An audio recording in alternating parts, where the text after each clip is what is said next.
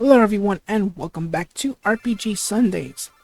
Well, it's finally time to enter Pokemon Generation 1 with Pokemon FireRed for the Game Boy Advance. Oh boy, basically this is a remake of Pokemon Red, Blue, Green, Yellow. Well, I think yellow version is kind of different, which is basically based off the anime. Well, it has elements from the anime, by the way. But anyways, I apologize for the lack of content this past weekend, cause wow, did we have a fast but very powerful storm that passed by the Houston area, and wow, we were without power for a few days. It wasn't until Monday evening when we finally got our electricity back. So thank you, Father God, for keeping us safe. Cause our backyard had there were trees that we have in the backyard that unfortunately, well, one of them finally went down. However, another tree was about to fall, but thankfully it landed on another tree, and for some reason, it's still holding on in a way. I guess I can show y'all the video of basically the day after the storm occurred. But anyways, here we are introduced to Professor Oak, who is the Pokemon professor in Pallet Town, and basically he introduces introduces us to the world of Pokemon. For this part only, this is going to be a post commentary playthrough. Because after this part, everything is going to be live recording from now on. So for my main character, I decided to name him Vic. After me, that is, since my name is Victor, but I go by initial 2. Welcome to my channel, by the way. And of course, for my rival, keep in mind, I will never call my rival Gary, but instead I will call him Mike, after my friend Mike, whom you may remember. He and I did a friendly battle Saturday. For starters, I don't know when will that segment return, but hopefully it will. We played Marvel vs. Capcom 2. We did a recording, which is up on my channel. If you want to check it out, I'll leave a annotation there. So I set in the options menu, I set my text speed to fast, and I go to my PC and go to my item withdrawal to get a free potion. Cause hey, free items. Who says a no to free items? All right. I don't know why, but I think it is true that because for some reason, whenever you talk to your mom and watch the TV, you read these little movie references to a movie called Stand By Me. I thought it wasn't true till I had to do some research on it, and turns out it was true. Those were actual movie references to that movie. So anyways, I tried to leave Pallet Town, and I get stopped by none other than Professor Oak, which he guides me all the way to his lab. And here is where we meet our rival, Mike. And basically, he wants us to go on a journey across the Kanto region, to get all the to capture as many Pokemon, win the badges, and of course win the Pokemon League in the Indigo Plateau. So anyways, on that table you see our 3 starter Pokemons. First off, we have if you want a harder difficulty, you go with Charmander. If you want a less painful journey, Squirtle. And however, if you want to make your journey a bit more easier, you go with Bulbasaur. So I decided to choose my Pokemon Bulbasaur. So why? Because it makes the first 3 gyms much easy. However, if you pick Squirtle, then only the first gym will be easy. And if you chose Charmander, well, good luck. But thankfully, I choose Bulbasaur. But normally, I always pick the water Pokemon. So I don't know why. I just enjoy water Pokemon. But anyways, here's where we have our first trainer battle. Keep in mind, if you lose, either it's a trainer battle or random battles, if by chance you lose all your Pokemon via a random battle, yeah, you will lose a bit of your money. So keep that in mind. It's something you don't really want to lose, because you will need money to buy potions, either the potions, super potions, max potions, full restore, the full heals, the whole shebang. And across the entire Kanto region, you will come across items. Normally, like you'll see them in Pokeball forms, but they are items. Some of them are rare, some of them are common, the whole deal. But so finally we defeat Gary. So we are now at level 6. So I think it was at level 7 that we learn Leech Seed. At least I think you do. Thankfully, I have my phone here on standby, just as an in case. Because the app I use to view all the Pokemon is a app I use called Data Dex. That's basically what I use to learn the Pokemon of all, basically from first gen all the way up to Scarlet and Violet. So first, for Bulbasaur, it'll evolve into Ivysaur at level 16, and then finally to Venusaur at level 32, which is, yeah, he's basically the easiest Pokemon to raise, to level up in a way. So let me see. Like I said, I'm on my phone. Yes, at level 7, he'll learn Leech Seed. At level 10, Vine Whip. Level 15, it'll learn 2 moves, Sleep Powder and Poison Powder. And then after that, because as I said, at level 16, he will evolve into an Ivysaur. So, all right. So we're now in Route 1, and we speak to this guy, and he'll give us a free potion. He's an employee at the item mart in Viridian City. Alright, so now we have our random battles, and our first Pokemon is none other than Rattata, because trust me, there's other pronunciations for this Pokemon. It's a normal type Pokemon. It'll evolve into Raticate, and it also has a Lola form for Sun and Moon, which will be a dark normal type. So, and then it'll have it'll have a mustache, which is pretty cool.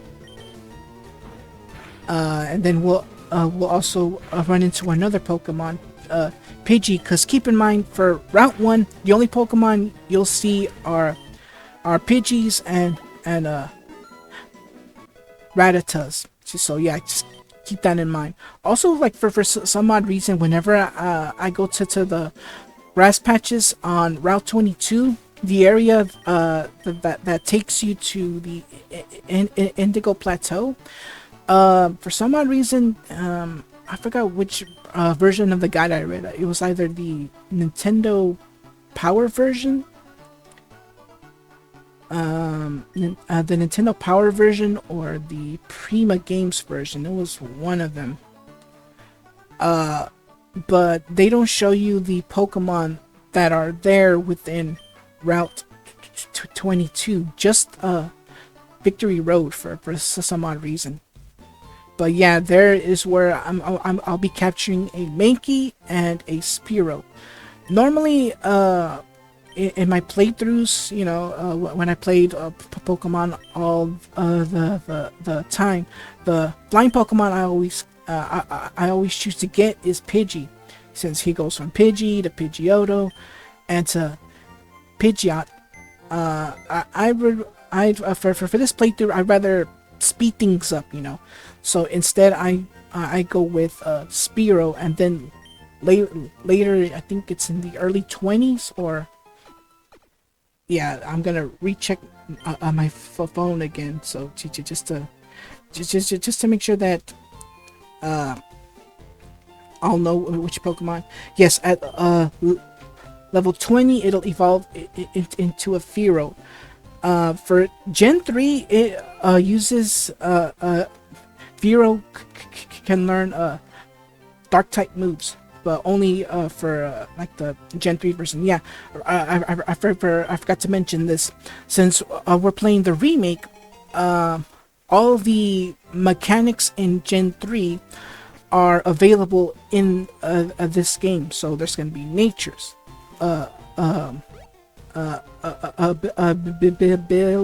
abilities, and moves that were first exclusive to Gen 2, like the dark type moves, steel moves, you know, and also the whole gender, male and female. What else? The breeding, the Pokemon eggs, the different Pokeballs. What else? Besides the Pokeball, Great Ball, Ultra Ball, and Master Ball, there are other Pokeballs that were only available in Gen 2, but for some reason in the Game Boy versions of those, they hardly even work or something. At least that's from what I've heard. So anyways, we're back at Professor Oak's lab as we deliver the Oak's parcel, which has the custom Pokeball. Oh yeah, there was one other thing, but I'll get to that in a bit. So with our rival already back, Professor Oak now gives us the Pokedex, which is a high-tech encyclopedia. That's what he says. Basically, we use that to keep track of the Pokemon we've seen, the Pokemon we've caught, because scattered around the Kanto region, the Oak's aides will be around, and if you catch a specific number of Pokemon, you'll be given a prize or something. It could be an item, or it could be a key item. So yeah, keep an eye on that. Also, all right. So this is what I was trying to talk about. I think it was in the Japanese version of it, but if you use a cheat device, at least I think it was, there is a battle with Professor Oak. I think it's after you beaten the Elite Four. You head back towards the lab, and you can actually have a battle with Professor Oak.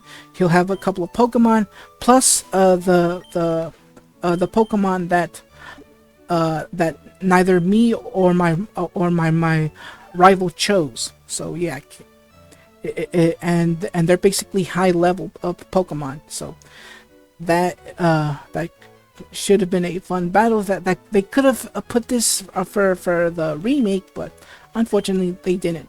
So anyways, we head towards my rival's house to pick up the map, which is 50-50 chance that I can tell that hardly any player ever used, but hey, it's best to have a map on standby. Alright, so anyways, we go back to Viridian City. I forgot to mention that the next town we visit after Pallet is Viridian City. Yeah, I can't help myself. And now we're introduced to the Pokemon Center, which is free healthcare for all Pokemon. So yeah, whenever your Pokemon are in low health, or like they've been hit with status effects, we'll get to that later. You're able to, if you're able to find the nearest Pokemon Center, they'll heal it right away. Alright, so we get another free potion here. Normally, you would need the move cut just to get through there, but there's always another way around. And here's where we're introduced to an old man that shows us how to capture a Pokemon. In the American version, he was like mad that I want my coffee right now, blah blah blah this. However, in the Japanese version, this old guy was like drunk. I'm not kidding. This guy was like drunk, and when you've done the taking that package to Professor Oak and come back, for some reason he'll feel much better, and then he shows you how to capture a Pokemon. So in order to capture a Pokemon, you first have to weaken it first. Like get the Pokemon's health to at least either yellow or red, but most definitely in the red. So that way he'll have low health, and it'll be easier to catch the Pokemon. I mean, it's not impossible to capture the Pokemon straight away, even though the Pokemon's health is full. Like, don't get me wrong, it's not impossible. Just so you know, it's not impossible. It can work, but mostly most players do is like lower the Pokemon's health, so that way it'll be easier to catch. Alright, so the next Pokemon I'm going to be capturing is Mankey, which is a fighting type Pokemon. Later on it'll evolve into a Primate, and then I think it was either in Scarlet and Violet or Sword and Shield that Primate has another evolution known as Annihilate, which he becomes a fighting ghost type Pokemon, which is cool. I've actually played a ROM hack of FireRed called what was it called? Radical Red, and I already have I trained a Mankey, and I basically evolved it into a Primate. And then I did not see this coming, because in the original games, in order for Primate to evolve into a Annihilate, there are certain conditions that you have to do in order to evolve Primate. But in the Radical Red version, you basically gotta level it up to a certain level, and then and there you go, it'll evolve into an Annihilate. You don't have to worry about any of the requirements. But man, Annihilate is like very, very strong. It'll learn like all different types of punches, including Shadow Punch, which is a ghost type move. Alright, so the next Pokemon I'm going to get is Spearow, as I said, because I really want to speed things along in terms of getting my team, because for water Pokemon, it's going to take a while, a long while. As for fire type, it's a no-brainer. I will get a Growlithe train it to exactly where I want it to, and then use a Firestone to evolve it into an Arcanine. Yeah, I forgot to mention that certain Pokemon will only evolve either A, through leveling up, or have their friendships all the way up, or through certain stones. Like, for example, the Water Stone, Thunder Stone, Firestone, there's certain Pokemon that will only evolve via stones, and there's also certain Pokemon that will only evolve via a trade, not in-game trade, but trading with other real life players. So, for example, if you want to evolve your Kadabra into an Alakazam, you actually have to trade your Kadabra with another player, real player, and then he'll get get the Pokemon, and then the moment he gets it, the Kadabra will evolve automatically. You can either retrade it back, or however y'all want. But yeah, and also another way to evolve certain Pokemon is that about those conditions. For example, if you want the Galarian Farfetch to evolve into a Sirfetch, I think you would have to do 3 critical hits in one battle. Alright, so I wasn't paying attention because I was explaining these things, that we are now in a battle with our rival again, and this time his Charmander is now at level 9, and also so is my Bulbasaur, so we're at an even level. For some reason, I don't know why, supposedly Scratch is more powerful than Tackle, because I think that the theory is true, but thankfully I do take down Charmander with Bulbasaur via, as you've seen right now, I used Leech Seed. Every turn I take a bit of its health and gets implemented to my health, which is pretty cool. Because yeah, battle after battle.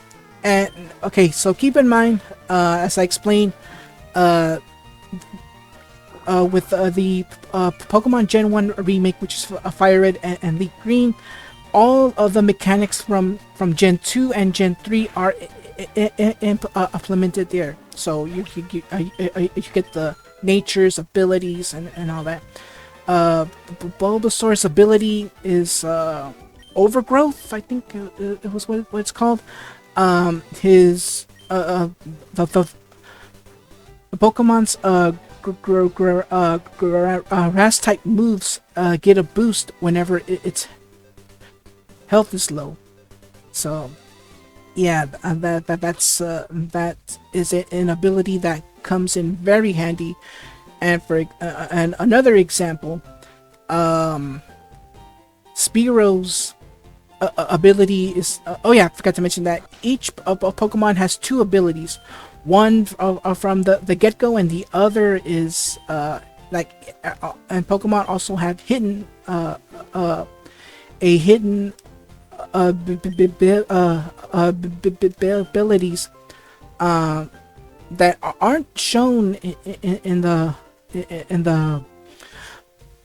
Pokedex, only the one that's given to you. Also, the natures, I forgot to mention that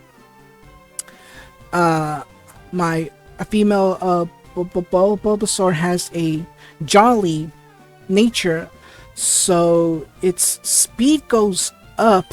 If I remember, the speed goes up, and I think the special defense takes a hit. I'm not very sure.